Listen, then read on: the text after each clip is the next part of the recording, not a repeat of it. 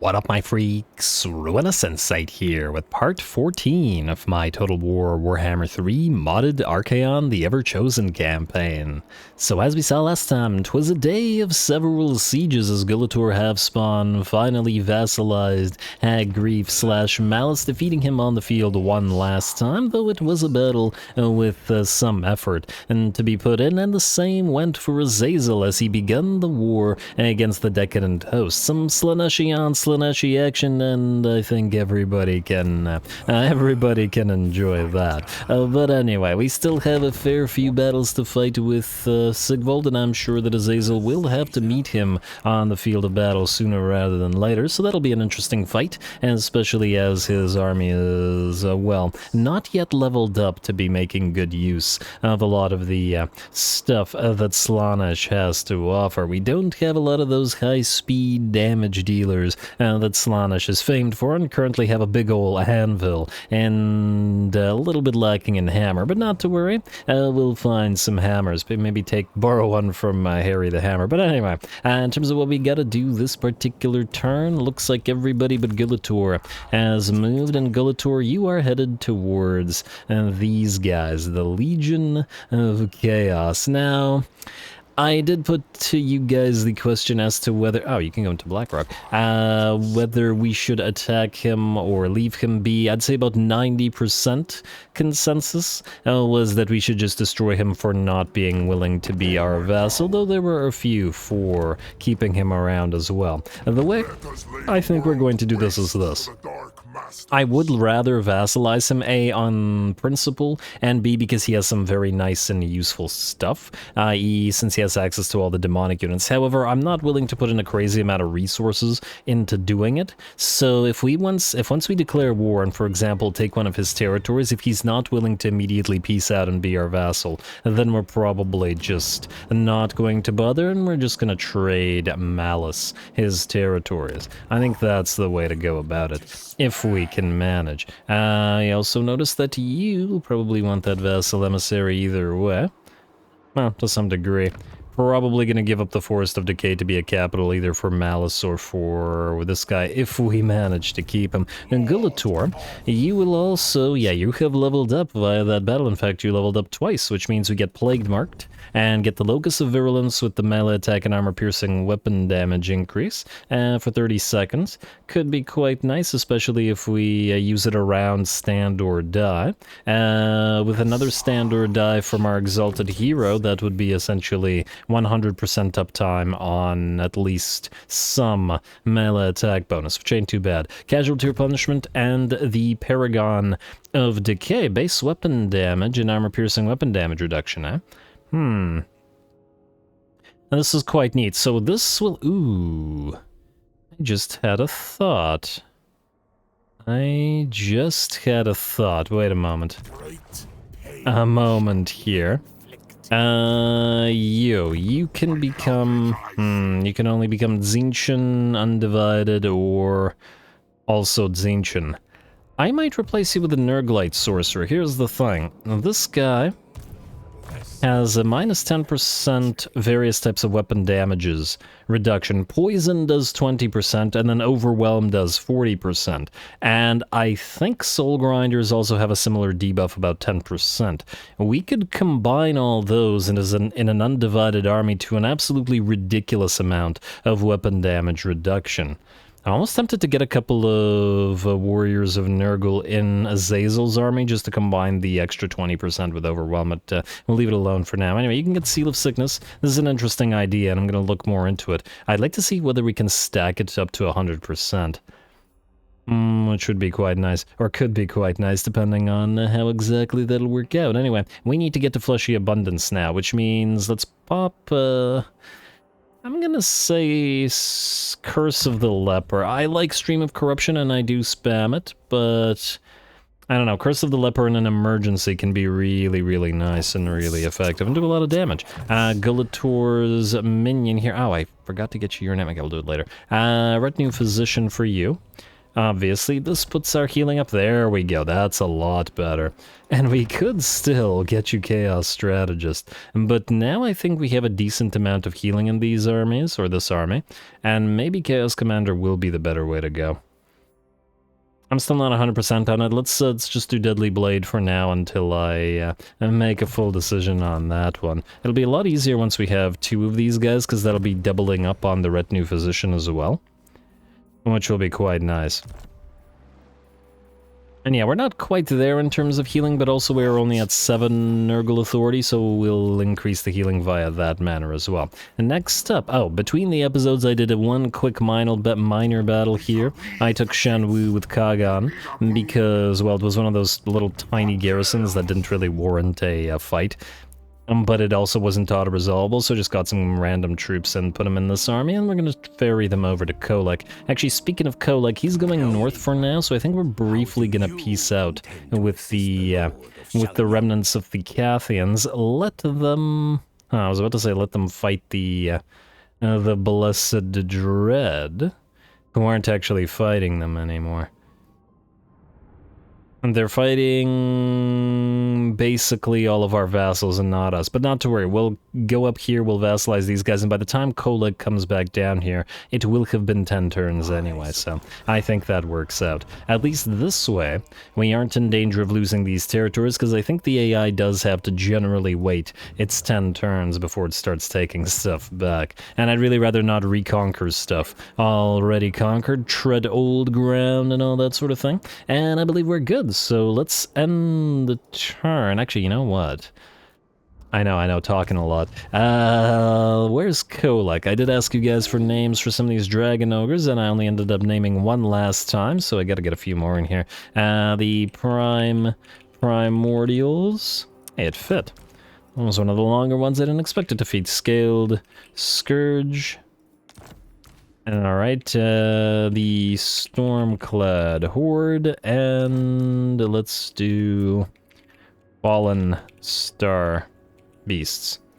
There we go, very nice. Alrighty, we'll name a few other things afterwards, but for now I'm happy with that. Let's end the turn, and let's see what Imrik does. And ooh, unlock another Gift of Chaos, yes please.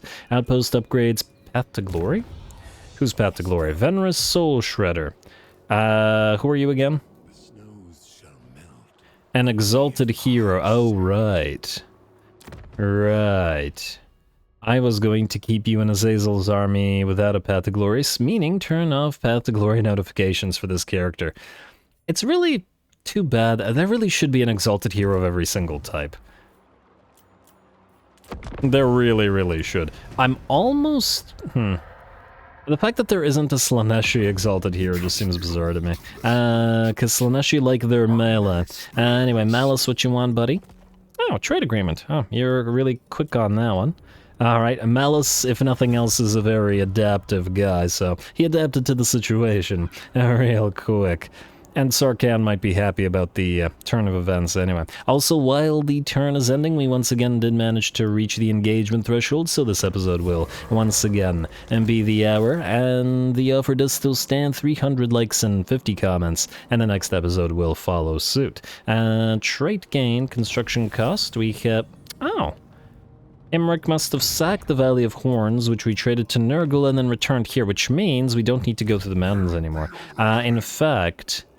You know what, I think while it is annoying that Greasus is here, he's not really a threat. I think we're gonna push up to Black Fortress as fast as we can and just deal with Imrik, rather than waiting on it. And ooh, I noticed these guys have taken a territory from Clan Moors, the one that we gave them. And I remember that this one was worth a lot. So if we have to go through this territory... and take these things, we might be able to give the Bitter Bay back to Moors if they fail to retake it, and give the rest to the Legion of Asgore, which would be nice as well, especially since the Black Fortress could, in theory, be a fortress if they managed to make it one. Oh, AI, why don't you do that better? Anyway, our new Gifts of Chaos, the one we want is this one, Undying Oath, for that tribute from vassals increase by 25%, should give us a, I don't know, at least some gold. I also do like the Crown of Kings for the leadership experience transferred from Archie. And, oh wow, we're 50 away from being able to activate the Hail of Hellfire, but oh well. Undying Oath for now, get that Vassal Tribute. I probably should have checked what our money situation was. Oh wait, I think it did an update. 1831, if we move somebody, unlike say you, and keep an eye on what's going on here.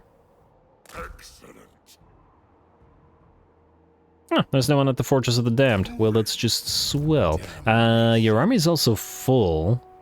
You should probably pop them into your army, but for now, go into ambush stance. If these guys don't know that you have an army here, this might be of benefit to us, and I don't see Siggy nearby. Ah, there we go. The money has changed to plus 1,000, so that one certainly worked out. Right, one more time, you sir. How's that vassalage looking? Minus 27. Huh. Wasn't it minus 26 last turn? Could have been. And you're not at war with anybody. Yeah, I think we're just gonna have to declare war on you, bud. I don't see any other way to avoid it. And we also gotta spend that materials at sea, but we'll do so. Afterwards, Bilious Cliffs, you're next on the menu, I suppose. You are not friendly with anybody, so nobody will attack us for doing this.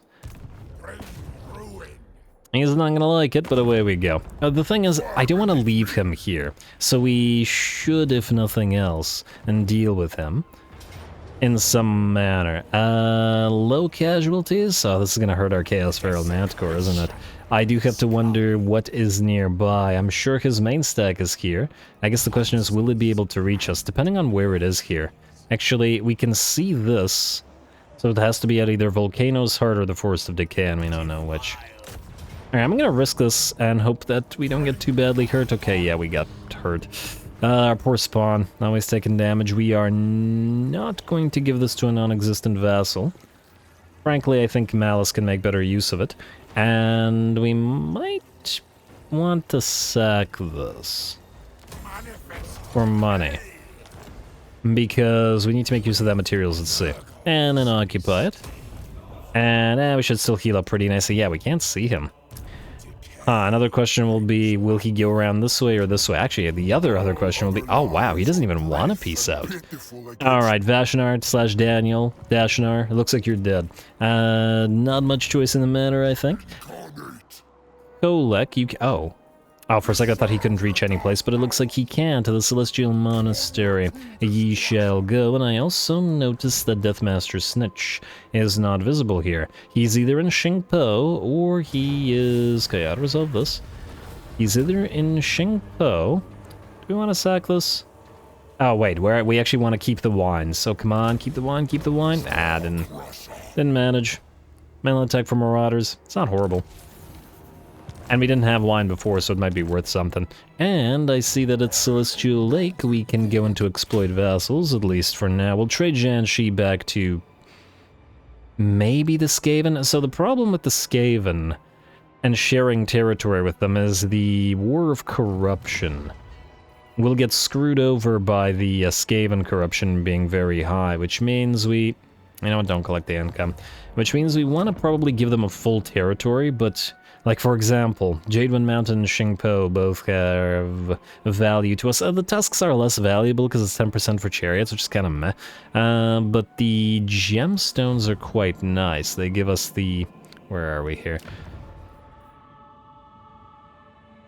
Reserve capacity plus 10 faction-wide, which is quite strong and quite useful, so... I don't know about that one, but we'll see. Alright, you, sir. You have no ability to reach these guys, so I guess you're gonna take Shingpo, and then we'll see if Deathmaster Snitch comes a-callin'. There's barely any defenders here, and you have a Ranger standard, which we will put on... I'm gonna say on you now. Otherwise, kind of an issue with chasing Snitch, and Strider and the extra speed will help you out. 98 speed is pretty good for Kuchar, and I think very apt for Blood Hunter. Auto-resolve. Alright, a little bit of damage, but this might prompt the Skaven to actually attack us, which ain't necessarily the worst thing. We'll occupy. And damn it, we didn't keep the gems either. I didn't sack in the hopes of keeping it, but oh well, what can you do? You are also able to level up. We have Fight or Die, we have Freakish Mutations, we need Legion of Doom now. Because Freakish Mutations does buff the doggo, so yeah, Legion of Doom. And oh, we have another point. And the question is, where do we put it? I'm not sure we're going to maintain the Marauder horses in this army. It really depends on what we end up doing with the army. But for now, we'll keep it. I guess then it's now time to start buffing you up, Kucha, yourself. Skull Crusher for you. I might keep him on his regular mount rather than the Juggernaut. I haven't decided yet. I'll think about it. I do want one Lord on a Juggernaut, one Lord off a Juggernaut, and one Lord ascended to Demon Princehood. Now... we know that this guy's here, so I think you're going to... oh, you gotta be... oh, okay, it's a Rot Plague. I thought it was a Skaven Plague, and I got preemptively annoyed at it. Let's see.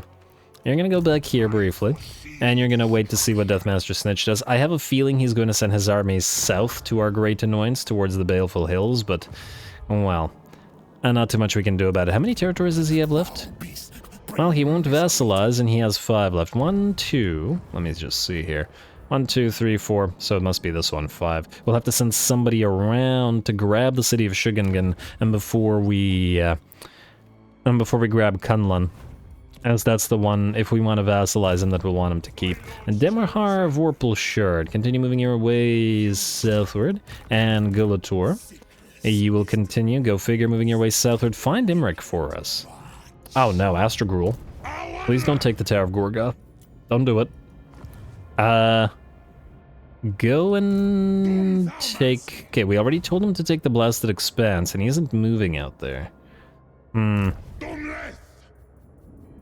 We could take his army for ourselves, if we wanted to. We can reach the Tower of Gorgoth from here, but... and there's just piles of hobgoblins and stuff, and do we really want to waste basically all of our allegiance? Right now, frankly, the allegiance isn't useful from him because he can't build anything useful because he has no towers. There may be a reason for it. I guess the question is where the heck Imrik went. He's not at Black Fortress, he's clearly not at the Sentinels or Demon Stump. Where the heck did he go? Yeah, the Goblin Laborers won't be able to take this stuff unless these guys sally out. If they sally out, and they have no stack there, it might be possible. You know what? I think I'm willing to take the risk here. Go for Request to Army. Yeah, Hashutanungu to you too, sir. Channeling and... oh, now you can't reach it because you moved away from there. Oh, well, that's a shame. You also heal quite a bit less. Maybe I should have waited until the next turn, but oh well. Let's get the next tech up and running, which is going to be the erection of ruinous monuments. That's my favorite kind of monuments. Demonic Pact and Searing Branding Iron are what we want next, and I do believe that's good other than Diplo and other than money, so let's see what we got here. First of all, Vassalage. Fecontites want Vassalage, or close to it, but we are going to have to confed them. Decadent Host, no. Crooked Moon Mutinous Gits want peace. And they're not at war with Clan Moors, so what we actually want to do here is peace out with them, wait 10 turns, and force Moors to declare war on them, or they could give us 4k for this, or we could tell Moors to declare war on them right now, right? Join war against Crooked Moon Mutinous Gits. Minus 23. Oh, no, we can't. Okay, well, that decides the matter. We'll have to redeclare them. There may be other factions that are of similar annoyance to us, but we do want Moors to take Carrick 8 Peaks, so we'll want him to deal with that. You know what? While we're doing that, there may be others. Alright, so Crooked Moon, the regular Crooked Moon, I don't think we care about right now. They're also not at war with Moors. How much money would you give us for this? 655, we'll wait until they're weaker and are willing to give us more money. Verms are currently at war with us and nobody who's near to them. And they have the same issue as Moors, in that we probably want to declare war on them, or force Moors to fight them, but since they're not doing it, unless they're willing to right now, let's find out. I'm willing to send Queek to fight them, because we don't really care about these mountain territories. Minus 4.4, but we're not giving you that much money for it. Alright, fine. We'll peace out with Verms, we'll use the money they're willing to give us for more buffs, and oh wow. You're poor, eh? You know what, let's wait until next turn. 2.2k, they might be richer next turn, we might be able to get more money out of it. Anyway, let's spend a little bit of cash before we go to next turn. First of all, we check for favor buildings. Aha, BlackRock, you're one. No favor buildings here, no favor buildings here. Shrine of the Alchemist, we need to trade you to somebody. Possibly Snitch, possibly Kugeth. We'll think about it. At least all Kugeth will do is give us more Chaos Corruption, which doesn't interfere with our public order. You are good. Aha, Monolith of Catan. Let's get that Longship Builder. Let's get that Loot Heap. And we could get the Cultist Camp. It doesn't wow me. We could start building the Worshippers because it's a more expensive building. We could get more of these Chaos Shrines because, well, we need more Sorcerer capacity everywhere, and they give us favor from the territory. We also need more Exalted Heroes while we're at it. Is that better than potentially the Cultist Camp? I almost said something else.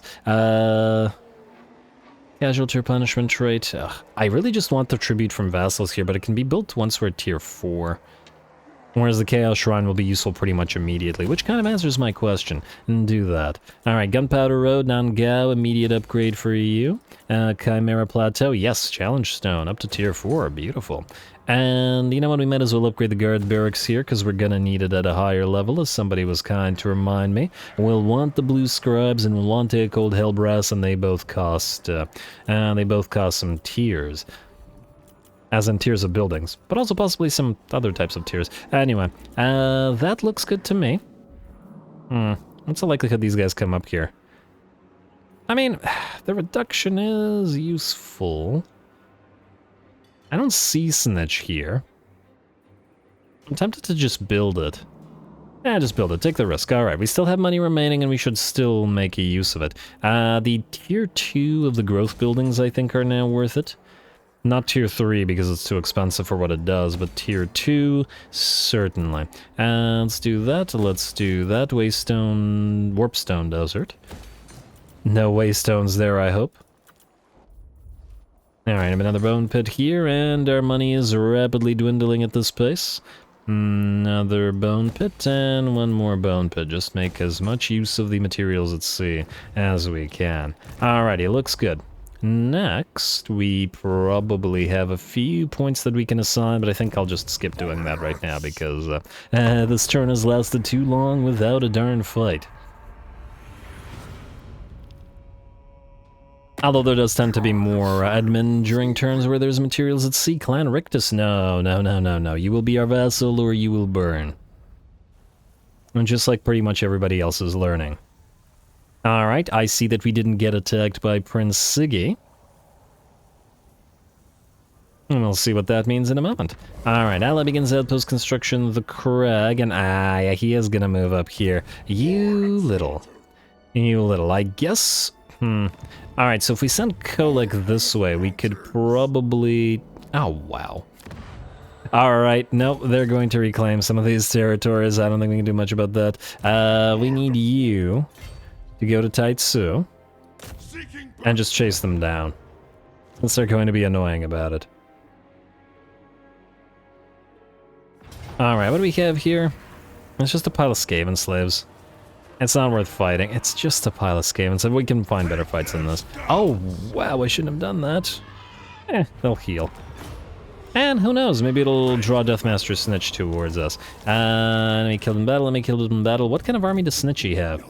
He's got some Plague Monks, a unit of Bleak Swords, maybe some better stuff. I'm tempted to send Kagan out to Shrine of the Alchemist. Together with the defenders there's a decent likelihood he'd be able to defend it. What's the likelihood Snitch then tries to go for Shangyang? He'll fail even if he does try, so it doesn't matter.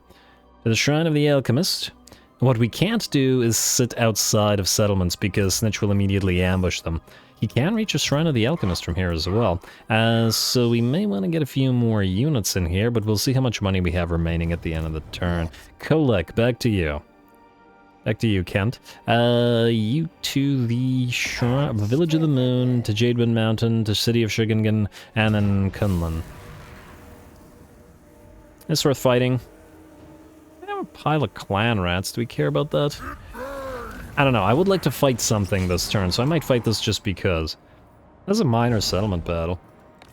It's got some potential. Not a lot of potential, but some. We'll see. Archaon. Ooh, there's Imrik. Alright. And he's right there, and he's close enough to the Black Fortress. We're gonna resolve this. And we're not gonna take that much damage, and we're gonna occupy it. And hopefully Imrik will see this and decide to attack us next turn. I'm almost tempted to say go outside the settlement. You'll heal less, but at the same time, we won't have to be concerned about Imrik besieging you here. Let's immediately build up the Chaos Fort while we can, and then go for Favor, and then go for Corpse Mound as well. How are we doing here, little rat friends? I cannot rewrite. Fabricure the Insane. I like that. Alright, let's see. Azazel. Has Siggy shown himself? I don't see no Siggy. He must be over here somewhere, but we are in range of the Fortress of the Damned, and we damned well should take it. That'll also... Pyrrhic victory, eh? Oh, we're actually gonna have to manually fight this, even if it's a minor battle. Alright, well, we could see more of the Flamers in action, and you know what? Everchosen's will, a name for you, sir. I guess we get rid of another of the Marauders of Slaanesh to put the Exalted Hero in. Everybody's undivided here. Well, you're going to be Slaaneshi enough next turn, but you... I'm just wondering if you're actually all that useful in this army. We have Azazel to chase stuff down. And we have a limited capacity for these guys, just that you have pretty darn solid traits. But you're not Slaaneshi. I guess it could be honorary Slaaneshi. Alright, fine. Put it in here. No, you're at level 1, so it'll be you. I wish you guys didn't cost so much to recruit, because it's always painful to delete one of them. Alright. Like so. And we'll probably want to level you up immediately. Not raiding, but post-battle loot. Yes, so then we will want to get Blade Master. There's a... well... I'm always tempted by that Chaos Strategist, but for now I think we'll wait. Enemy leadership is only for characters, so it's not super relevant to us. Manticore gives you flaming and poison attacks. I think out of these, it's a Ruinous Wrath, which is incidentally my favorite kind of rat that's the most useful, because of the magical attacks that it offers you. So we'll do that, and then we'll do hard to hit. Alright, and we could probably give you some items, but I'm too lazy to do it right now, so since this is a battle that we have to fight anyway, we're gonna go ahead and fight it. Life leeching for use. Ooh. Or Soul Blight, which will combine nicely with Overwhelm. Actually might be a reason to keep... but you're... Slaaneshi can only go Shadows in Lore of Slaughter, so we wouldn't be able to keep the Lore of Death for you anyway. Oh, nonetheless, you're fine. For now, let's attack. We gotta get a fight going.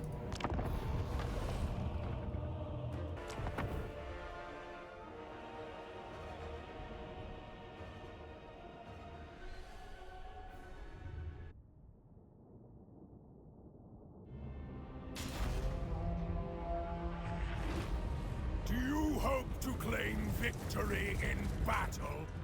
I have poisoned gods. You are nothing. Alright, Azazel, calm down.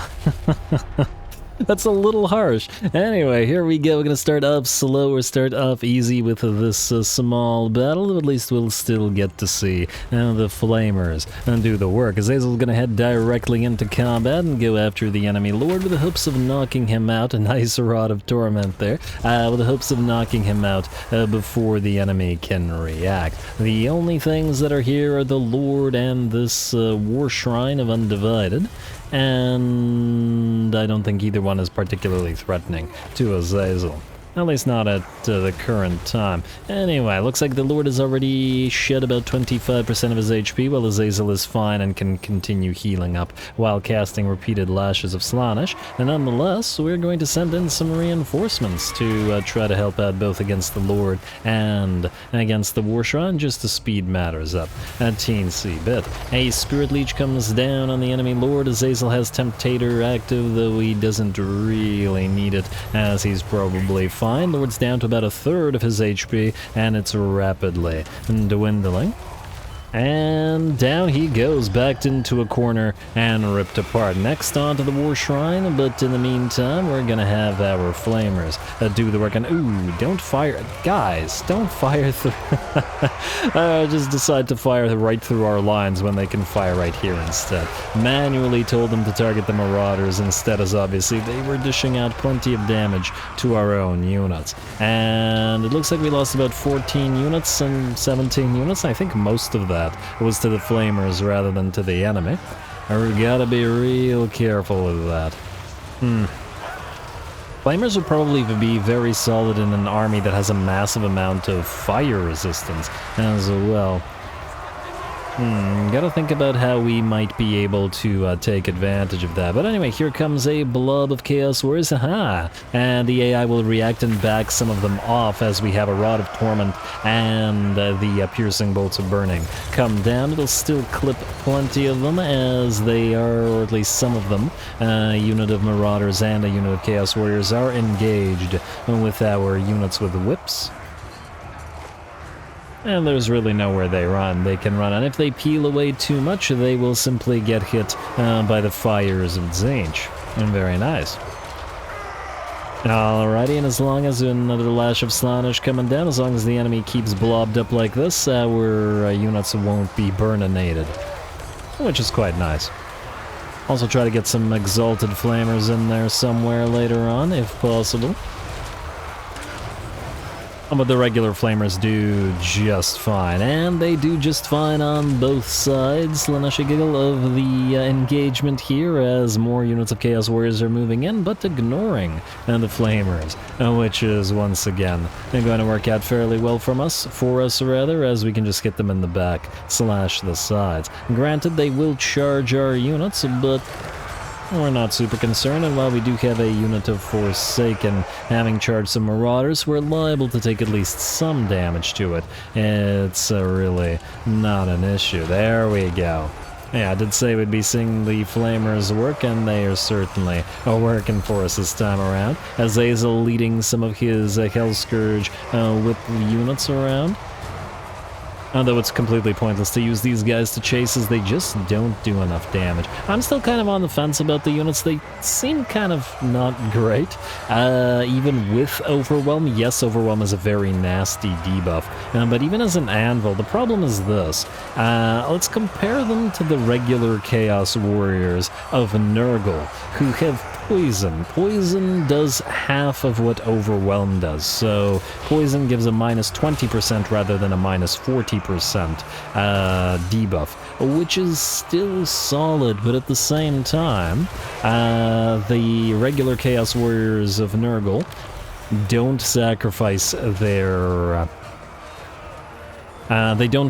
their offensive capabilities in any way for that poison debuff. And now, okay, the battle ended real quick. The Flamers did all the work for us there. But anyway, yeah, so the Chaos Warriors of Nurgle without Hellscourge generally just seem to be the better pick. Granted, we'll still keep using the Hellscourges just because it's fun, and because we want to try out every single unit, and because it's thematic and stuff like that.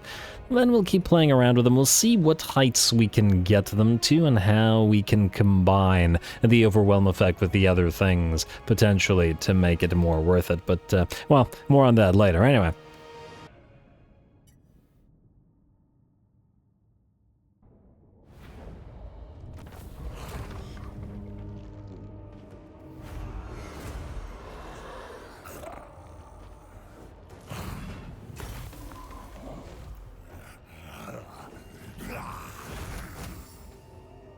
Alright, there we go, easy enough, a little battle, got about 10% losses for our army, and I think we actually might have done more damage to ourselves using the flamers rather than the enemy did to us, but well, that's the risk you run when you run flamers, and considering they got 188 kills and 36k damage, outdoing everybody including Azazel, well, it was worth it. We are going to occupy and vassalize, which will heal us up and hopefully allow the Ag Hole to join us. Path to Glory unlocked for Hudakai, perfect. And, oh no, that's not good.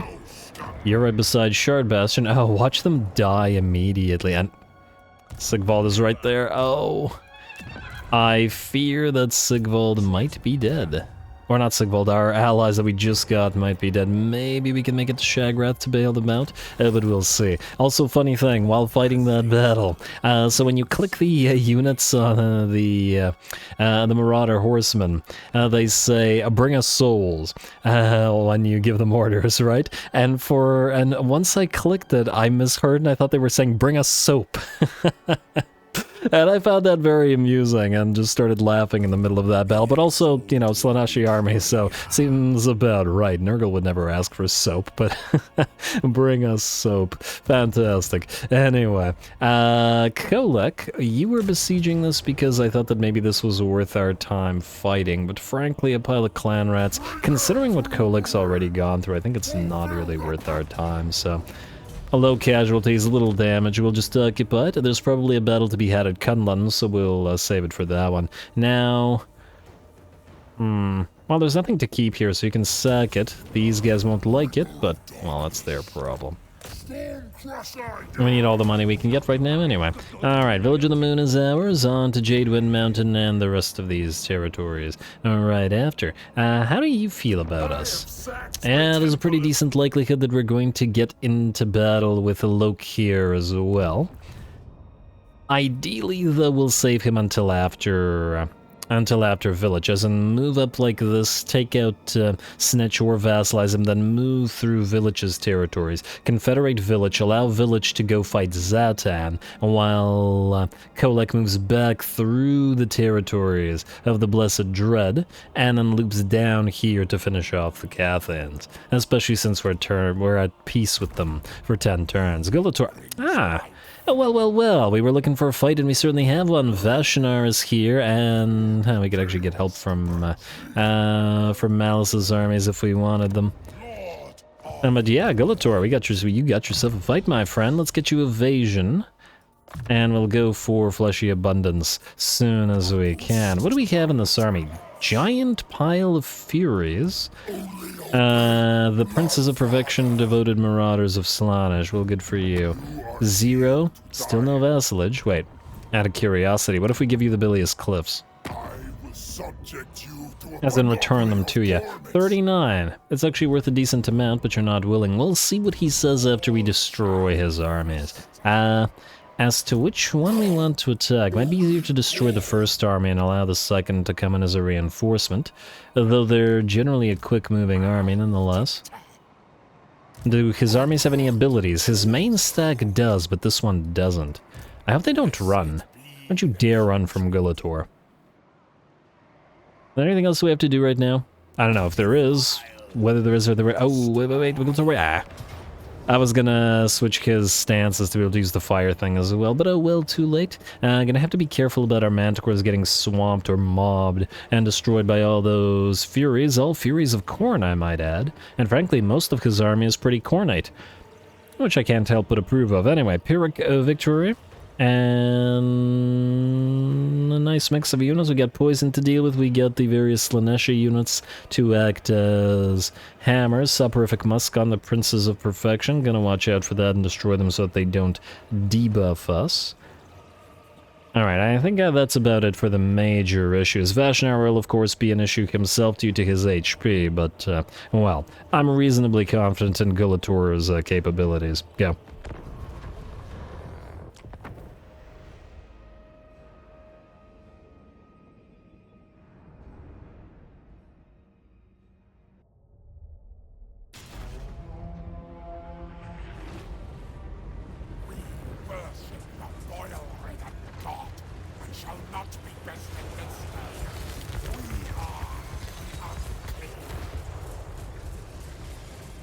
Alright, well, Gulator back in action once more, and it looks like we've got a fairly decent stack for him to be facing off against. I do have to wonder, oh, well, I probably don't have to wonder whether we can pull this off, but we're certainly liable to at least take some damage here. Anyway, as always, we're going to send the Frolicking Bubonicers in by themselves, effectively unsupported, and it looks like the enemy is going to want to send some Chaos Warhounds around to deal with them. We will immediately activate the Curse of the Leper, that melee damage reflection, as the Warhounds charge in. Now this is probably going to be devastatingly effective to all those Warhounds, as all those little tiny models hitting us at the same time.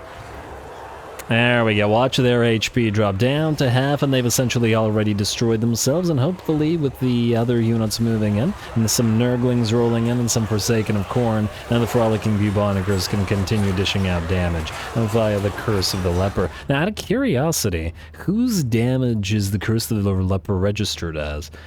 10,000 damage? Okay, so I take it that that means it registers as the unit that had it on them. Yeah, 0 damage on Gulator, though in reality it's Gulator that did the damage, but nonetheless. Anyway, here comes a one of those Spawn of Khorne, sending some of those Bubonicers flying, but not to worry, we can have our Exalted Hero hold it off without too much trouble. Nice little duel between these two as all the other units continue fighting around. And we got some of our own spawn moving into the fray as well, which is always nice to see. And, ooh, we got to the Princes of Damnation here. Princes of Perfection, close enough. Moving in and applying that soporific musk to us right in the middle of the blob, but, well, not much we can do about that. And the reason I laughed about the Spawn of Khorne was because of the ill-fated Spawn of Khorne that we had that kept just getting absolutely wrecked by the auto-resolve that I ended up deleting. But not to worry, we'll have an army with a few Spawn of Khorne later on, just for fun. I just don't think they particularly belong in Kuhar's army. We'll want that army being able to move a little bit faster, and the Spawn is liable to move in its final form. Anyway, the enemy reinforcements arrive, and the real battle is here. Fortunately, pretty much all of the First Lord's army is destroyed, and the enemy Blazer is blazing away in a blaze of glory. Basically, he's dying. He is unstable due to the losses of his army. And the Demon Prince has come a-calling, however, and is going directly for Gulator on that War Shrine, but we have plenty of healing around us, and I'm sure that our Exalted Hero, there he is moving in to help, and so are Gulator's 2 pet Manticores. And all the while, Gulator can continue to cast. Look at all those debuffs. Miasma, Pestilence, and Poison, Lethal Poison, and Plague of Nurgle. But certainly, the enemy lord has buffed himself up to hit for nearly 1,000 weapon strength, which ain't too bad. Will it be enough? Yeah, considering he's already down to near half HP and Gulator is perfectly fine. Somehow I doubt it. He will send plenty of Nurglings flying with those swings of his sword, but I just don't think that will have been worth his unlife. Alright, and it looks like Vashar has taken sufficient damage already to start melting away, so now it's just a matter of chasing him down. The rest of his army is very much engaged, however, as this massive blob of Furies is fighting against the Forsaken. Seems like a bad idea, as well as the Forsaken are significantly tankier than the Furies are, despite being both damage dealers, and the Furies have very little in the way of armor-piercing damage, and the Forsaken are, if nothing else, despite being glass cannon, fairly armored. Alright, over on this side we have some Plague Drones facing off against more Forsaken and some Plague Doggos who are running around in the enemy backlines and ripping pink and blue horrors alike apart. Enemy Lord will finally drop and melt away. And I have a feeling we won't be seeing him again. The main line still stands, but doesn't look like it will for too much longer. We can see all those units of Furies are returning to the flames from whence they came. A Miasma of Pestilence will also come down upon them. And here comes Gulator to join the fray as well. There we go. Flee before the War Shrine and before Gulator. Alright, and now our units in the backline have destroyed most of said enemy backline and are ready to join the fray and hit the enemy marauders and whatever else remains here in the back. You gotta love the mass of the war shrine, just sending so many units sort of just like a blobbed up before. It's like a big old snowplow or something, and just gathering stuff up and before it. But anyway, with that, the enemy army will shatter at last. A unit of pink and blue horrors remain on the field, but the marauders will shatter. Now it's just a matter of destroying those little gibbering demons. Oh wow, I didn't know they lose their head when they die. Well, this guy didn't, he just had a tantrum and then exploded, but oh, gotta pay more attention to those death animations. Ruinous, there was a lot of love put into some of those animations, and best enjoy them. Anyway, with that, the battle ends. We're gonna do a little bit of chasing, but there isn't much to do, as fortunately with demon armies, they will just mostly get banished.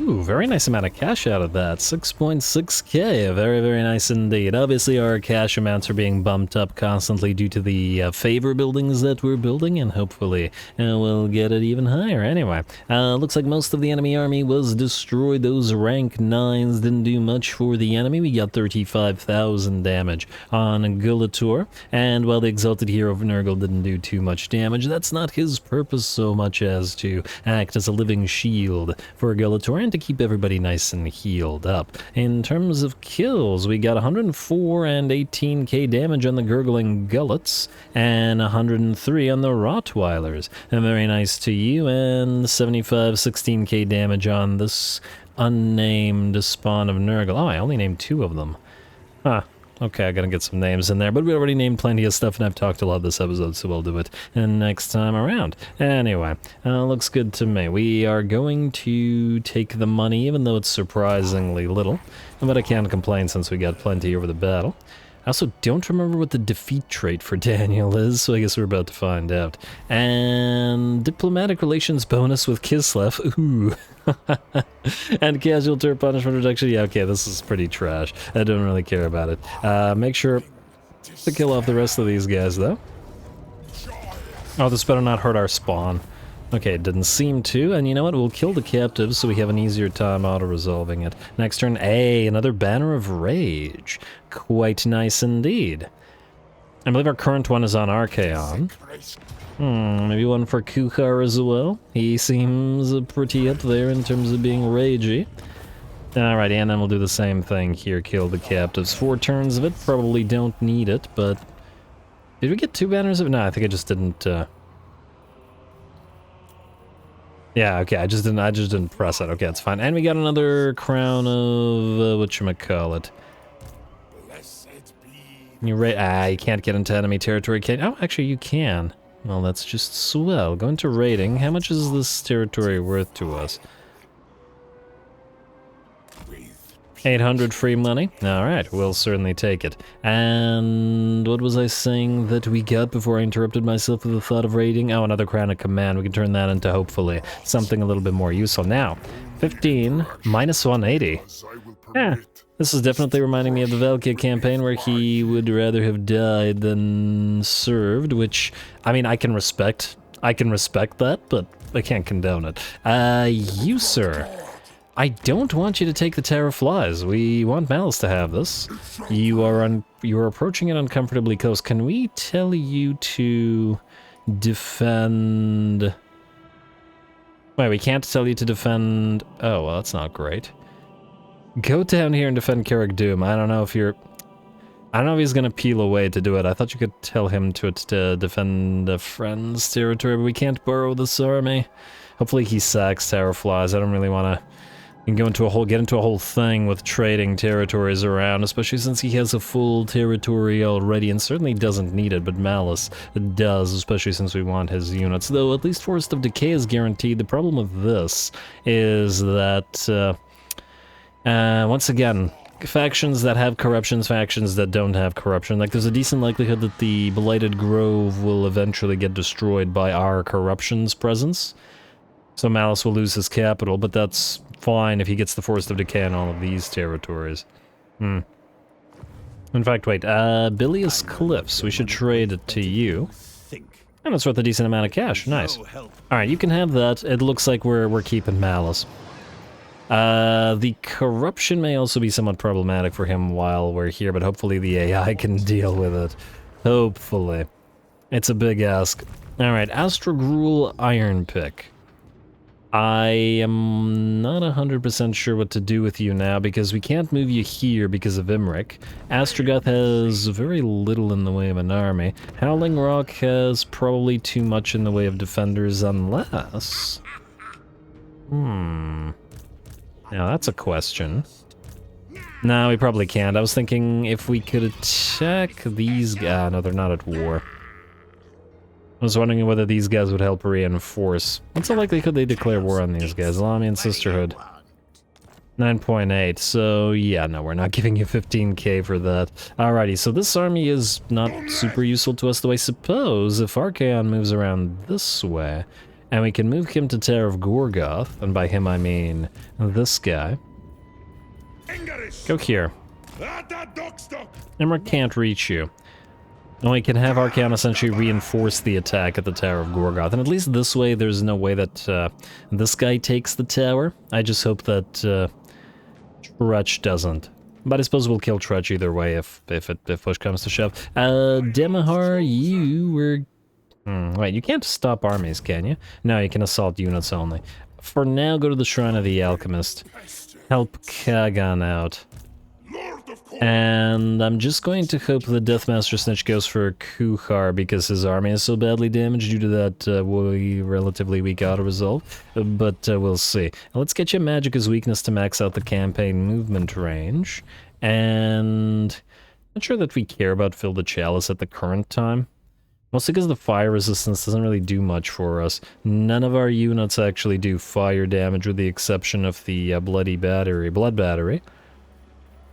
I guess Kuhar does. I mean, we can get it, but minus 10% ain't that worth it. Alright, it's fine. Let's get you hard to hit for now. Especially if you're going to be fighting Snitchy. Not now. But we'll see. Hopefully he comes here, because then we won't need to chase him all over the place like we do need to chase Vermich. Ooh, wait, can Vermich reach this? No, he cannot. If we have money, I might recruit a few more things in this army. It'll eventually become an actual stack, so for now though, let's do two things. First of all, diplomacy to get as much money as we can for our last turn of materials at sea. Ashen still doesn't want to be our vassals. Verms, a little bit richer. Alright, we'll take it. And then we'll redeclare. Lamy and Sisterhood, we don't care about. Legion of Chaos, nope, sorry. Aghole are now our allies, so yes, definitely trade agreement. And a nice one at that. Any other trade agreements? Harbinger of Disaster, why not? I'm still just shocked that Beastmen can trade. Oh, you should be our vassal, though. He doesn't like the fact that we've treaties with Exiles of Khorne and Clan Moors. They probably won't appreciate our treaties with him either, at least not until we vassalized him. This gives us 121 gold per turn. You know what, for now he's too far away for us to deal with him, so I think we'll just do the trade agreement. And maybe if we can manage a vassalization without going over there. And then that would be swell. Harganeth is nearly dead. What's the likelihood that they become vassals? Minus 46, not great. Possible, but not great. If we get a good territory over there and trade it to them, it may be a possibility. For now, let's do the rest of the buildings. Let's end the turn. Let's see if Deathmaster Snitch tries to go after Kuhar. I would call it foolish if he does, but I hope that he does. Dark Fortress for you. No favor, nothing to be built, nothing to be built. At least nothing important. Favor at the Twisted Towers. Beautiful, and we got another building to be building.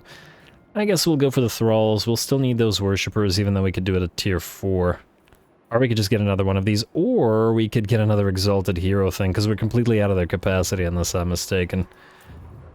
The thing that bothers me about the Exalted Hero building is that unlike this building, unlike the sorcery chain, this doesn't actually give us any additional money per turn, so it makes me not want to build them at all.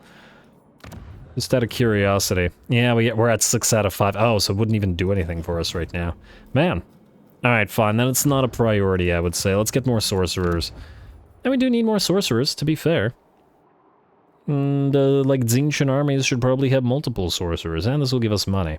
Alright, Ruinous, you've convinced me. Thanks, Ruinous. Alright, Gunpowder Road, you're good. You are good. Challenge Stone, well, good-ish. Forest of the Moon. Did we conquer any new place there? Oh, right, we need to trade the Bridge of Heaven away. Let's see if we can't give anything to Kugath. Alright, Kugath. I was gonna give you Shenwu, and I guess that has not changed, so Shenwu to you. Where are you?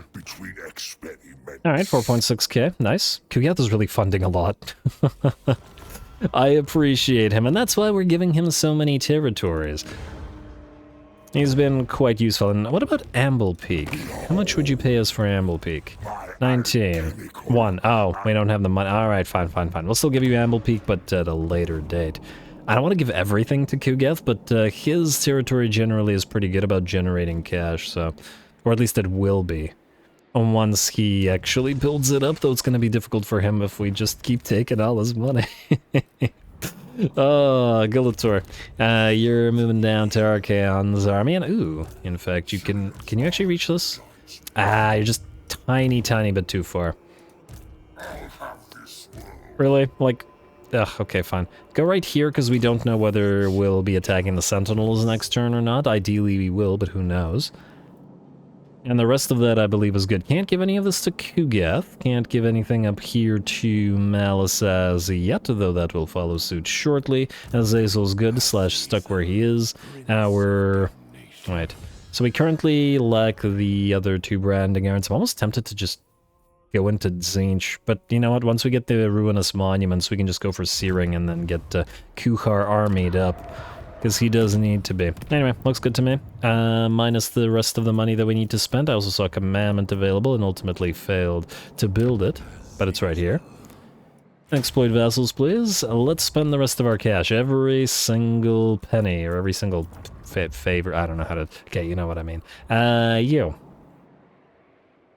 You're only benefiting tribe slaughter, so frankly, this isn't actually all that useful to you. So I think we'll hold off on this. I might even delete them later. You are buffing the Temple of Heimkel, as well as Navkazi, as well as Fort this place, as possibly Tribe Slaughter. I'm not actually sure whether you're buffing Tribe Slaughter, because there's a river here, so I'm not 100% sure. Oh, actually, no. I am sure. Okay, you know what? This is actually quite nice for you. Worth your time. The rest of this is fine. Doomkeep, what about you? Yeah, this is probably pretty worthless here, and we probably will actually delete it later on. In fact, it might be necessary to do it right now, because it's just to Grayling Moot, right?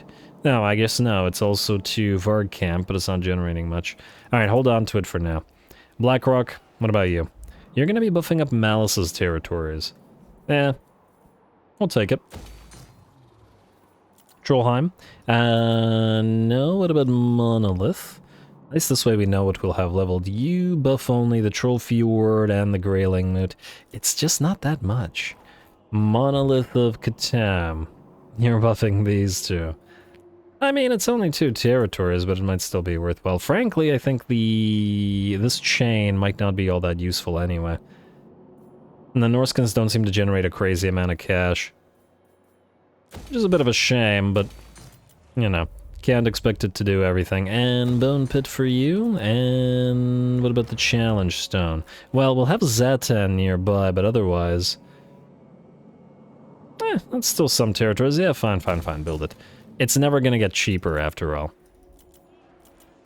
It's just that in some places we'll delete them, so we won't bother upgrading. Nongchang, I'm just gonna hope that we can upgrade you here because, well, we're not coming back here. This place will get taken by the Skaven. Sorry about all the admin, but it is necessary in this particular episode. Qingpo. Now we can help. Let's start building that cultist camp. Bone Road is fine. Blood Peak Veil of Titans, we're gonna trade you away probably to Kugath because we share corruption. And I believe that's it. Still a little bit of cash remaining, but I think nothing else is worth our time in terms of construction. Well, you know what? Maybe we could build this one or one of these ones. Fine, do it. And if we delete it, we'll get most of our money back at some point anyway. Alright, good enough. End turn, let's hope that Imrik comes after us. No guarantee, of course, but he does have a stack and a half, and Archaon does not have a full stack. There he is. Alright, now does he have Menathneer? Yes, indeed he does, so that'll be hopefully something of a challenge for Archaon. But it looks like we're getting some great fights this episode between Gulator versus the Demon Prince and Archaon versus Imrik, who's a solid level 25. Let's hope that we can steal that Talisman of Endurance. And I'm gonna give the Banner of Rage to Archie. I want him hitting as hard as possible. It's an extra 25% base weapon damage. Oh, actually, most of his armor damage is most of his weapon damage is armor piercing, so maybe it's not as useful to him. I mean, the charge bonus is fine. Alright, it might be better to give him then the Banner of Eternal Flame. All the others have... Well, I do like the augment for all allies in range, because it'll buff the entire blob, rather than just Archie himself. Yeah, fine, you know what, then we'll have Harald hold it. The fire attacks don't do much, but the rest does. Anyway, away we go. Lots of enemy range units to contend with, shadow warriors to find. Lots of work to do. Go.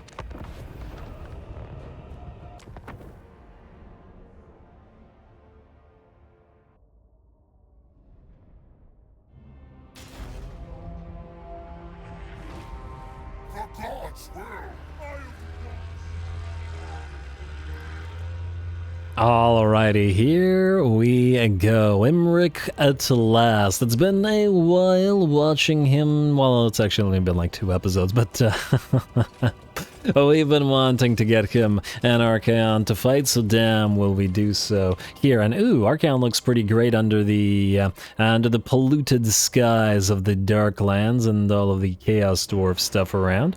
Very nice. Oh, very nice. Alrighty, well, he's going to peel away from the army and head directly for Imrik, heedless of whatever else is going on. We're going to position ourselves with this cliff on one side and the oil pool on the other side and protect our hell cannon. Obviously, enemies can move through the oil, but I do believe it's water. As in, it bogs you down and slows you down, at least I would imagine so. But anyway, that's what's going to happen. We're going to set up a decent pile of Marauder horses and such on this side, mostly to get a few hits in on Imrik. And we have Prince Ograx with the Swords of Chaos and those Chaos Knights of Tzeentch hanging around. We're not going to send them in until Imrik is sufficiently damaged, but they're mostly here because Prince Ograx has his Tormentor Sword, and we want to make use of said Tormentor Sword to keep Imrik in place once he breaks, so that we can bring him down rather than allow him to escape off field. Anyway, a cast of Spirit Leech comes down on Imrik, and Archaon hits him a few times, bringing him down to about 75% HP. And Archaon takes a few hits himself, but is still hovering at around 90% plus. On top of all that, Archaon does have his Potion of Toughness, so he can use it if in an emergency and can heal up with it, and just fine. Prince Ograx moves in as the time has come. Imrik's down to about half HP, and despite the crown of command on him, we need to stop him in place as he's basically just about done. Clearly, he's not going to have a chance to beat Archaon, because Archaon got him down to half HP, and that was before activating the Flaming Sword of Ruin, which now allows him to hit for 1.3k. Now it's time to bring Imrik down, especially as, well, he's going to try to escape after this, and we've activated our Tormentor Sword. Alright. Some nice shots of that, but everybody keep him held in place. Over on this side, the Chronicler has found some eagles to fight. Mostly he's just going to keep them in place while the javelins from the horsemen do their work. And he can certainly do that, and occasionally get a few casts off. There we go, a nice blue fire of Tzeentch knocking, I think, 2 of the eagles out at the same time. Imrik's down to about 10% HP, and a couple more hits. We'll see him and Menathneer fall.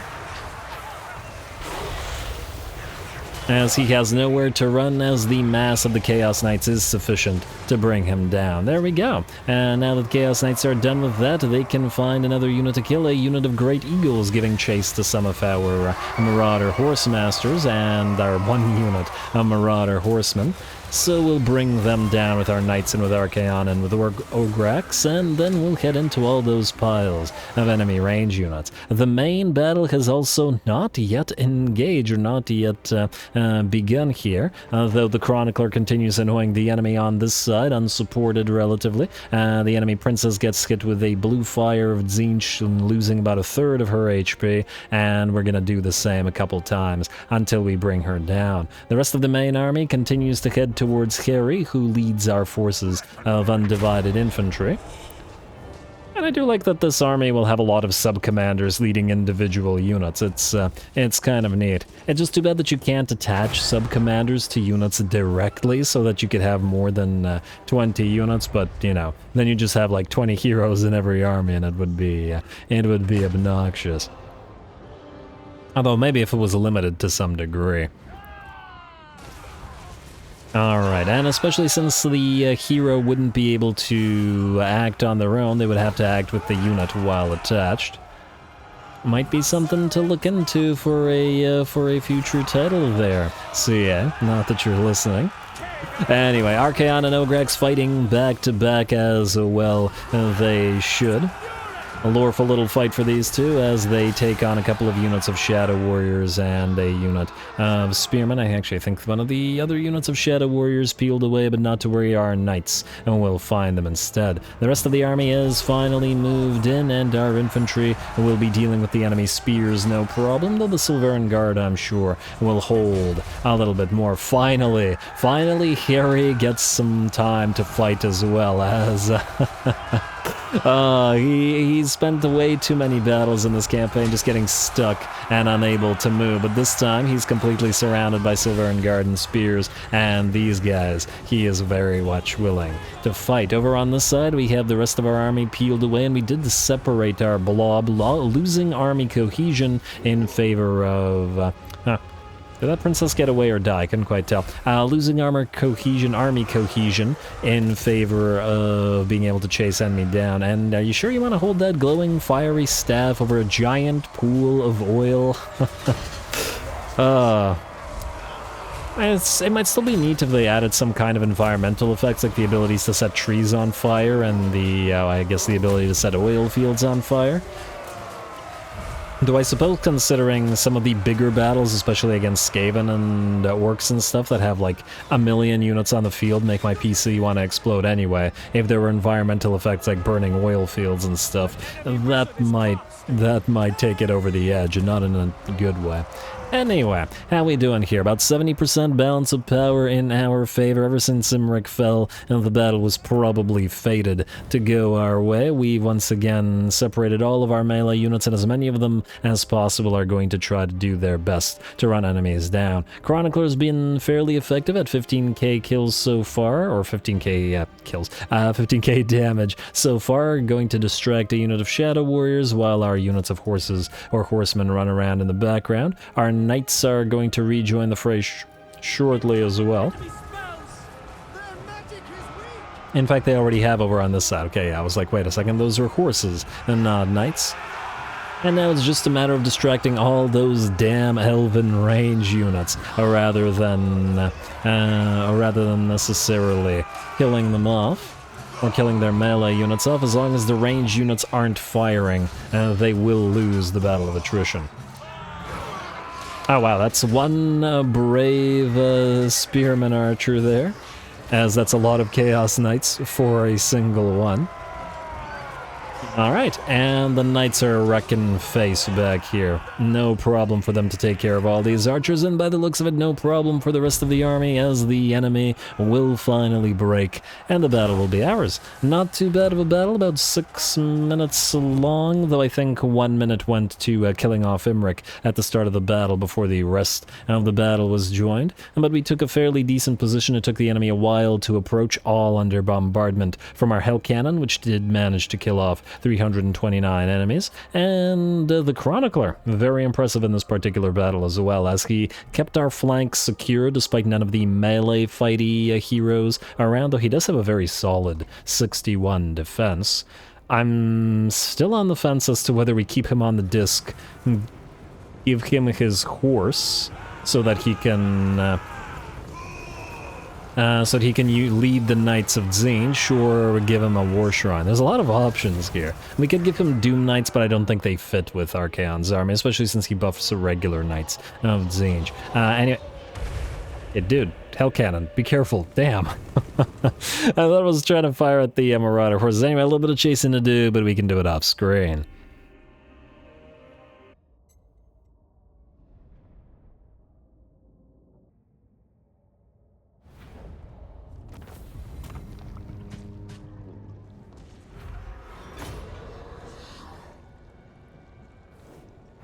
And there we go. So falls Imrik, the last great dragon lord. Is this what the noble line of Kalidor has come to in these dark days? Sucks to be you. Anyway, I got a free banner Eternal Flame out of that and 6.6k money slash favor. Unfortunately, our giants did get hurt. They do have a tendency to get pin cushioned, which is not super surprising. Our Knights of Tzeentch once again did very well with getting 29k damage, and it does look like the sheer number of models that they have being 3 times as many as the Swords of Chaos lends it to them out damaging the Swords of Chaos pretty roundly, though I will be interested to see how that ends up looking in the late game when we're up against much more elite stacks of units. Will the Swords of Chaos then start outdoing regular Chaos Knights of various kinds? I expect that will be so. Once again, our Horse Masters did fairly decently, but they always do because they act both as damage dealers and in chasing down enemy units. It'll soon be time to name these guys and transform them into Chosen, though I still haven't decided what kind of Chosen they will be. I might do Halberds for the anti-large, but then again, shields could be useful here as we have a relatively small infantry contingent in this particular army. Gonna have to wait and see. The Chronicler did quite well as well. He did manage to annoy some eagles and kill off an enemy lord with those blue fires. Archaon, as always, 25k. Very solid, and our Hell Cannon also, as always, quite solid, with 51k. Though it won't stay in this army, it'll find a place of honor in another army. We're gonna sacrifice the captives as usual. And I guess we'll have to see whether Deathmaster Snitch attacks us, though alas, I don't believe we'll have time to fight it this time around. Non-aggression pact, Throt. No, buddy, no. That's not going to happen. Carrick of Lag and the Tower of Crack, rather. We're not going to give you either one of those. I was just curious whether we could... wait. If we say we break Wintertooth... Nah, they don't care. Damn. I find that the AI generally doesn't value the player breaking treaties ever, like, at all. It's very strange. Like, you would think that us breaking our defensive alliance with Throg, who is his main enemy, would be quite valuable, but in fact it has no value to him whatsoever, which is quite strange considering he's completely surrounded by Throg stuff. Well, whatever. We're gonna have to subjugate him anyway. Deathmaster Snitch, you want peace? And unless that's vassalage, and it isn't, it's not gonna happen. And no, Snitchy is not, in fact, going to attack Kuhar.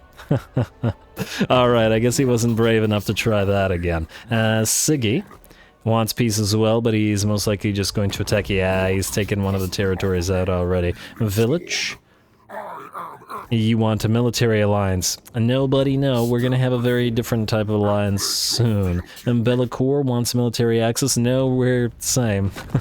Still a fair few Chaos Warriors to collect. Join war against Clan Molder. Eventually, we might send... Well, Gulator's all the way over here. Might send him down here. And then you have to be either destroyed or subjugated later. Probably by Village, since he's going to deal with Zatan over here anyway.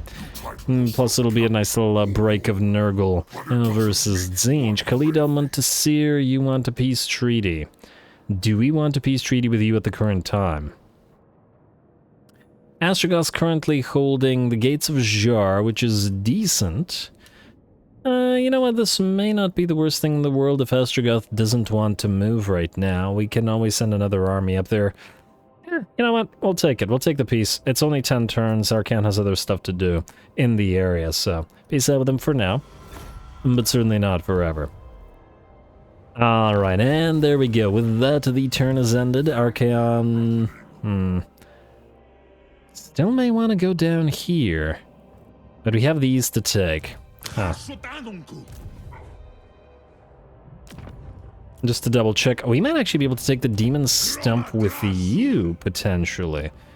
It's not the most likely thing in the world, but it is certainly a possibility. But it'll be a possibility. Hey, bonus versus large and fire resistance. What's Archaon's fire resistance at now?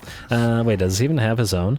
It's at 40. Actually, not as much as I thought it would be, considering all the fire that he does. But anyway, ooh, Knights of the Brazen Throne, Skull Crusher is available. I'm gonna save those for Valkia rather than giving them to Kuhar, because Kuhar is, Lord of Court. I mean, almost tempted to get them on the field just to see them in action, but we'll wait. And what the heck are you doing, Snitch? Why are you sieging this place? Okay, this Snitch's AI has gone completely nuts. But anyway, as I was saying, we're out of time and I'm going to have to call the episode here. Ooh, free Doom Totem. A hex that increases and decreases. Decrease our cooldowns, increase enemy cooldowns. Huh, interesting. Interesting indeed. We'll figure that out later. Anyway, too many distracting things happening at the end of this particular episode. I am going to call the episode here next time, but the looks of it, we either destroy or subjugate Snitch fully. Still on the fence considering the corruption issue that we'll have at Qingpo and Jadewind Mountain, but maybe with not collecting in command, I don't know. We'll see. Because we'll never be able to hold Chaos Corruption here, which is going to be a big problem. But on the other hand, we might be able to just allow him to have a full single province. We don't have to have every single trade good. Anyway, we'll decide that next time. Imrik's faction will possibly be destroyed next time, and the same thing goes for the Demon Prince's faction. And ooh, by the looks of it, another huge fight for Gulator at the Forest of Decay. Unfortunately, it looks like Corson here is going to take the Tower of Flies, which is a little bit of an irritant because we want it for ourselves. But well, there isn't too much that we can do about it. And hopefully we'll get a contest with Siggy next time around, though I fear that these guys are going to be destroyed by him. Hopefully he sacks Shagrath, but I wouldn't, I wouldn't count on it. Otherwise, we will send Azazel to deal with him directly. And we'll see what else we have to do with regards to the, getting Kolek another fight, though it may have to wait until a village or something like that. Anyway, more Archaon comes, stay tuned, don't forget to leave those likes and comments below, especially to Threshold All Glory to the algorithm.